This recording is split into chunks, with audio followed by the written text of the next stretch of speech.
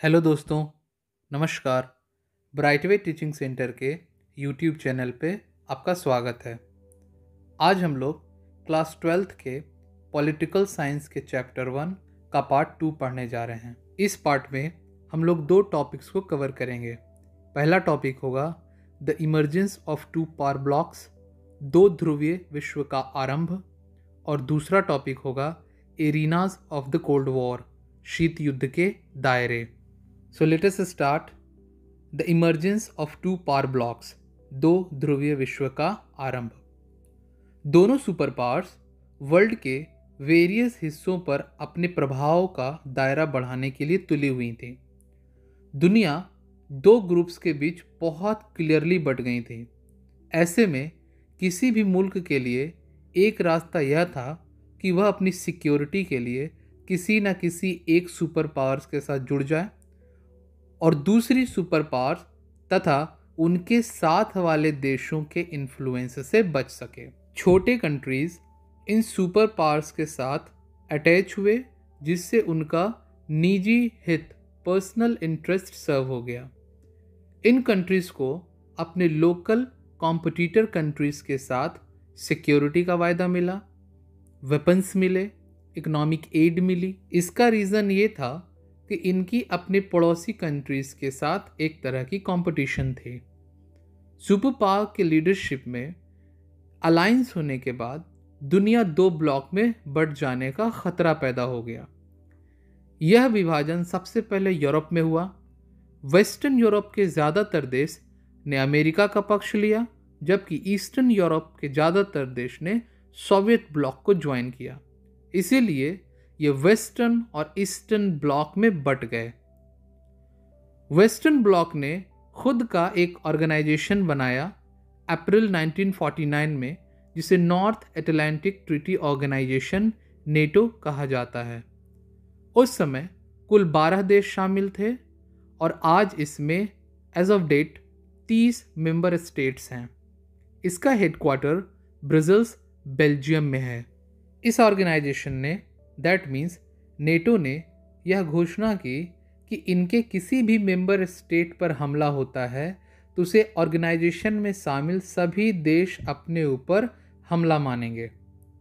NATO में शामिल हर देश एक दूसरे की मदद करेगा। इसी तरह की एक ऑर्गेनाइजेशन सोवियत यूनियन की लीडरशिप में मई 1955 में बनी थी, जिसका नाम वार्शा ट्रीटी ऑर्गेनाइजेशन था, कॉमनली नोन एज वार्शा पैक्ट। इस ऑर्गेनाइजेशन का मेजर ऑब्जेक्टिव ये था कि ये नेटो में शामिल देशों का यूरोप में मुकाबला करें। कोल्ड वॉर के दौरान इंटरनेशनल ट्रीटीज़ का निर्धारण सुपर पावर्स की ज़रूरतों और छोटे देशों के प्रॉफिट लॉस के गणित से तय होता था। जैसा ऊपर बताया गया है, सुपर पावर्स के बीच तनातनी का मुख्य अखाड़ा यूरोप ही बना। कुछ एक मामलों में यह भी हुआ कि सुपर पावर्स ने अपने अपने ग्रुप में शामिल करने के लिए कुछ देशों पर अपनी ताकत का भी इस्तेमाल किया। ईस्टर्न यूरोप में सोवियत यूनियन की दखलंदाजी इसी का एग्जाम्पल है। सोवियत यूनियन ने ईस्टर्न यूरोप में अपने इन्फ्लुएंस का इस्तेमाल किया।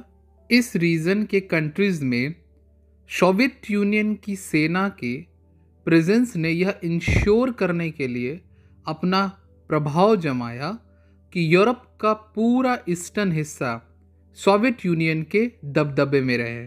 East Asia, south East Asia, western Asia में अमेरिका ने ट्रीटीज़ का तरीका अपनाया। इनमें से कुछ के नाम इस तरह हैं। SEATO, South East Asia treaty organization, इसे मनीला पैक्ट के नाम से भी जाना जाता है, और सेंटो, सेंट्रल ट्रीटी ऑर्गेनाइजेशन, इसे पॉपुलरली बगदाद पैक्ट के नाम से जाना जाता है। It is also known as middle east treaty organization, METO. इसके जवाब में, यानी इसके रिटालिएशन में, सोवियत यूनियन और कम्युनिस्ट चाइना ने इस रीजन में कई देशों के साथ अपने संबंध मजबूत किए, जिसमें वियतनाम, नॉर्थ कोरिया और इराक इम्पॉर्टेंट है। कोल्ड वॉर के कारण वर्ल्ड के सामने दो ग्रुप्स के बीच बट जाने का खतरा पैदा हो गया था। ऐसी सिचुएशन में कॉलोनियल रूल बेसिकली ब्रिटेन और फ्रांस के चंगुल से कई कंट्री आज़ाद हो गए, परंतु नए आज़ाद हुए देशों को यह चिंता हुई कि कहीं वे अपनी इस आज़ादी को पाने के साथ खो न बैठें। गठबंधन में भेद पैदा हुए और बड़ी जल्दी उसमें दरार भी पड़ गई। कम्युनिस्ट चाइना पोस्ट 1950s में सोवियत यूनियन के साथ उसकी अनबन हो गई। इन 1969 दोनों देशों के बीच एक छोटे से land Zhenbao Damansky island on Ussuri river near Manchuria में थोड़ी सी लड़ाई हो गई, कन्फ्लिक्ट हो गया। बाद में सीज फायर करके सिचुएशन को संभाला गया। इस दौर की एक इम्पॉर्टेंट घटना नॉन अलाइग्ड मूवमेंट का डेवलपमेंट है। इस आंदोलन ने नए स्वतंत्र राष्ट्र न्यूली इंडिपेंडेंट कंट्रीज को दोनों ब्लॉक्स के गुटबाजी से अलग रहने का मौका दिया। आप यह सवाल पूछ सकते हैं कि आखिरकार सुपर पावर्स को अपना गुट बनाने की ज़रूरत क्यों थी? उनके पास खुद के इतने न्यूक्लियर वेपन्स थे, आर्मी थी। इस आधार पर वे सुपर पावर्स पहले से ही इतने पावरफुल थे कि एशिया, अफ्रीका, यहाँ तक कि यूरोप के ज़्यादातर छोटे कंट्रीज़ के ग्रुप्स के साथ भी उनसे कोई डायरेक्ट मुकाबला नहीं था। लेकिन हमें यह समझने की ज़रूरत है कि छोटे कंट्रीज़ भी कई कारणों से सुपर पावर्स के बड़े काम के थे। नंबर 1, वाइटल रिसोर्सेज, महत्वपूर्ण संसाधन जैसे कि क्रूड ऑयल और मिनरल्स। नंबर 2, टेरिटरी, भू क्षेत्र, ताकि यहाँ से सुपर पावर्स अपने हथियारों और सेना का मोबिलाइजेशन कर सकें। नंबर 3, सैन्य ठिकाने, मिलिट्री इंस्टॉलेशंस, जहाँ से सुपर पावर्स एक दूसरे पर एस्पेनाज कर सकें। इकोनॉमिक सपोर्ट, जिससे ट्रीटी में शामिल बहुत से छोटे छोटे देश मिलिट्री एक्सपेंडिचर को वहन करने में मददगार हो सकते थे। ये वो रीजन्स थे जो छोटे छोटे देशों को सुपर पावर्स के लिए ज़रूरी बना देते थे। आइडियोलॉजी के कारण भी ये देश इम्पॉर्टेंट थे। ग्रुप्स में शामिल देशों की लॉयल्टी यह संकेत देती थी कि सुपर पावर्स आइडियोलॉजी की वॉर भी जीत रही हैं।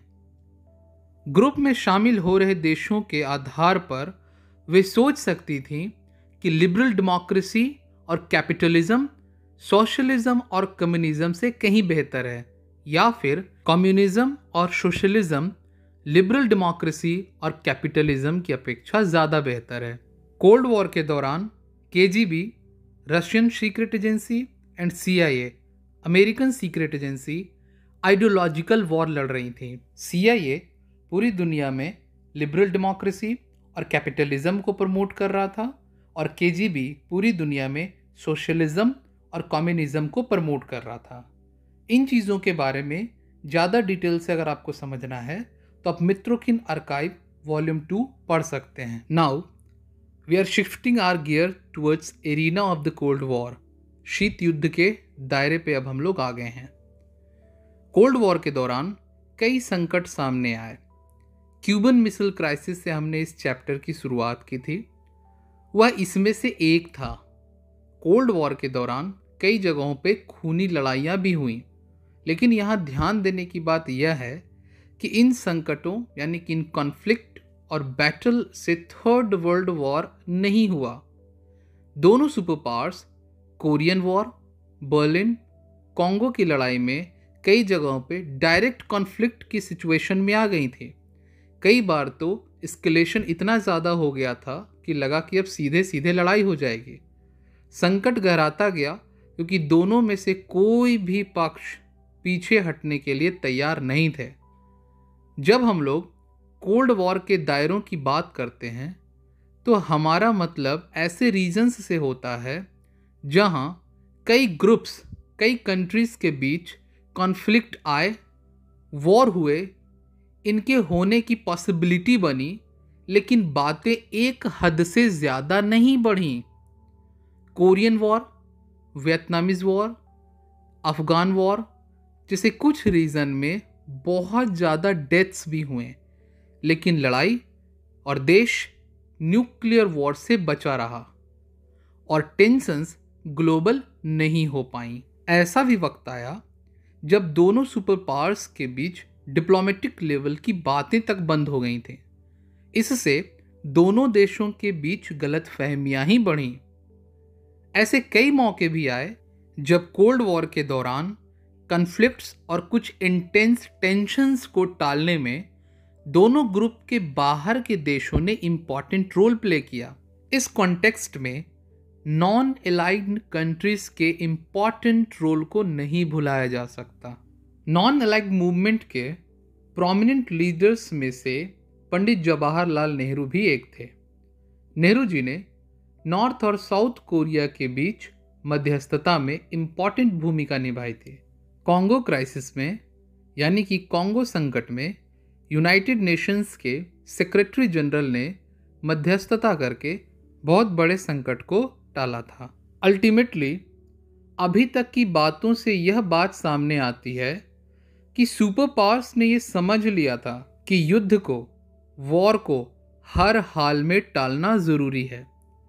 इसी समझ के कारण दोनों सुपर पावर्स ने पेशेंस से काम लिया और इंटरनेशनल अफेयर्स में रिस्पॉन्सिबल बर्ताव किया। कोल्ड वॉर एक रीजन से दूसरी रीजन की तरफ खिसकता चला गया। इसमें पेशेंस का लॉजिक काम कर रहा था, यानी कि दोनों सुपर पावर संयम से काम ले रहे थे। वे टेंशंस को हमेशा डीएस्केलेट करना चाहते थे, कम से कम करना चाहते थे। हालांकि कोल्ड वॉर के दौरान दोनों ही ब्लॉक्स के बीच कंपटीशन कभी भी समाप्त नहीं हुई थी। इसी कारण दोनों ब्लॉक्स एक दूसरे को शक की नज़र से देखते थे। दोनों ही ग्रुप ने भरपूर हथियार जमा कर लिए थे और एक तरह से दोनों ब्लॉक आर्म्स रेस में लग गए थे। लगातार युद्ध के लिए तैयारी करते रहे। हथियारों के बहुत बड़े जखीरे को युद्ध से बचे रहने के लिए ज़रूरी माना गया। दोनों देश लगातार इस बात को समझ रहे थे कि संयम के बावजूद भी युद्ध हो सकता है। दोनों ब्लॉक में से कोई भी दूसरे के हथियारों की संख्या को लेकर गलत अनुमान लगा सकते थे। दोनों एक दूसरे की मंशा को समझने में भी भूल कर सकते थे। इसके अतिरिक्त क्वेश्चन यह भी था कि मान लिया जाए कोई न्यूक्लियर दुर्घटना हो गई तो क्या होगा? अगर गलती से कोई परमाणु हथियार चल जाए या कोई सैनिक शरारतन युद्ध शुरू करने के इरादे से कोई हथियार चला दे तो क्या होगा? अगर न्यूक्लियर हथियार के कारण कोई दुर्घटना भी हो जाए तो क्या होगा? ऐसी दुर्घटना का शिकार हुए देश के नेताओं को कैसे पता चलेगा कि यह शत्रु का षड्यंत्र नहीं अथवा दूसरी तरफ से कोई मिसाइल नहीं दागी गई हैं, बल्कि यह महज एक दुर्घटना है? उन्हें यकीन दिला पाना लगभग असंभव हो जाएगा और ये बहुत बड़ी चुनौती होगी ये यकीन दिला पाना, उन्हें कॉन्फिडेंस में ले पाना कि ये महज एक दुर्घटना थी, ना कि एक सोची समझी साजिश।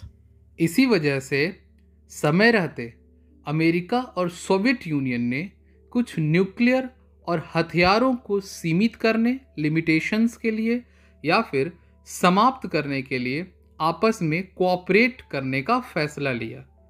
दोनों सुपर पावर्स ने फैसला लिया कि अब हम लोग एक दूसरे के साथ मिलके ट्रीटीज करेंगे, अकॉर्ड्स करेंगे और कुछ टॉक्स स्टार्ट करेंगे जिससे आर्म्स रेस को कम से कम किया जा सके, वेपन्स को कम से कम किया जा सके, न्यूट्रलाइज किया जा सके, ताकि एक दूसरे पर शक कम हो और लड़ाई की स्थिति कम से कम बनी रहे। दोनों सुपर पावर्स ने यह तय किया कि आर्म्स कंट्रोल द्वारा ही वेपन्स को बैलेंस में लाया जा सकता है।